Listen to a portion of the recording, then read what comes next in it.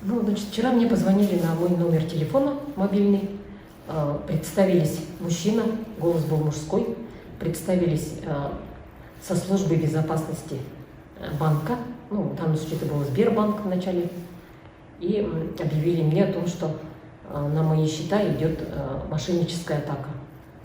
При этом они, значит, обратились ко мне по имени-отчеству и спросили, есть ли у меня карта такого-то номера. Вот сейчас не могу сказать точно, да, но полностью номер, наверное, не назвали. Я, наверное, растерялась.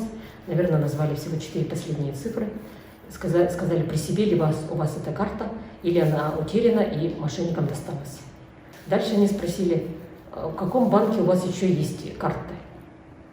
Значит, было глупостью ответить, что да, вот я вспомнила сразу кредитную карту свою, испугалась, что мне снимут кредиты на мое имя, и назвала банк. Это был Home Credit Bank. А в этом банке я оплачиваю кредиты свои, и там у меня привязаны карты еще с других банков оказалось. Ну, они привязаны, потому что так легче, как будто бы. Вот хотелось бы людям предупредить, чтобы они не привязывали свои карты.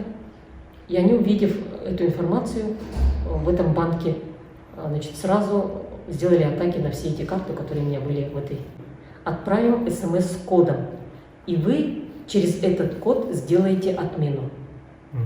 То есть абсолютно ситуация такая, что да, действительно, мы так и делаем отмену, когда приходит код.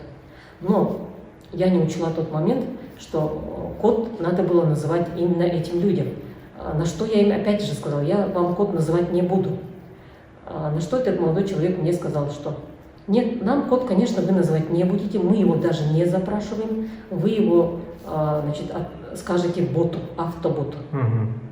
Ну и тут я, конечно, не сообразила и в голос объявила этот номер якобы боту.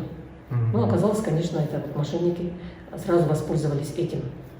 Таким образом, они втираются в доверие, зная все ваши данные и оперируя тем, что они отправляют СМС на мой номер телефона.